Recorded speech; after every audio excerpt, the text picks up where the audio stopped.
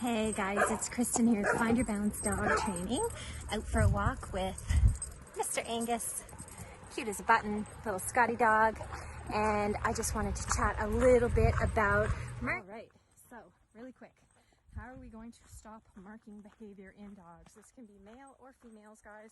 I've seen it across both genders and also neutered and unneutered. So super handy, first and foremost, if your dog is crate trained and also place command trained, because we're going to use those two options to prevent the dog from having accidents in the house. And what we're going to do is, when it's time for the dog to potty, we're going to create a schedule. I recommend every 2 hours dogs are taken out to potty.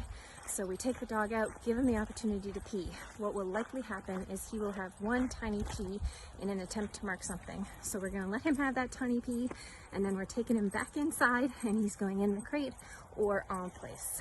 We're not going to let him roam around and have 40 teeny tiny pees on everything, because if we allow the dog to do that, he is always going to need that in order to void his bladder, because dogs who have been allowed to mark have actually trained themselves to hold back their pee and save it so that they can continue indulging that marking behavior.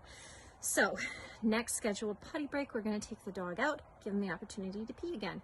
Most dogs, they're going to void their bladder because they haven't peed in a couple of hours, and they're going to have to go. He may still only have a little pee, in which case we're going to do the same thing. Take him back inside, put him in the crate, put him on place, and then he's going to wait until his next scheduled potty break. Eventually, guys, the dog is just going to void his bladder and completely pee. So if we follow this potty training schedule and we do not allow the dog to mark in between, we are going to retrain him, and he is going to retrain his bladder to just void when we say go potty and we give him the first opportunity. The trick here is to be very mindful that you do not allow your dog to go back to marking.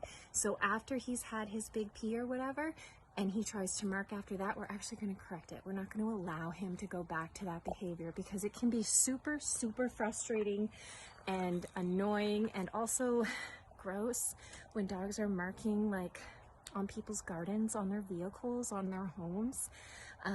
It's a really, really, really bad habit, and it's something we don't want our dogs doing.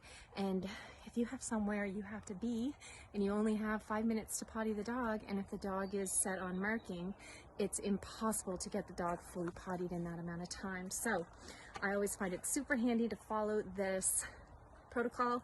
It's basically a potty training schedule that I would apply to puppies to help get them regulated, and it's also very similar to what we can apply for adult dogs who are way too invested in marking.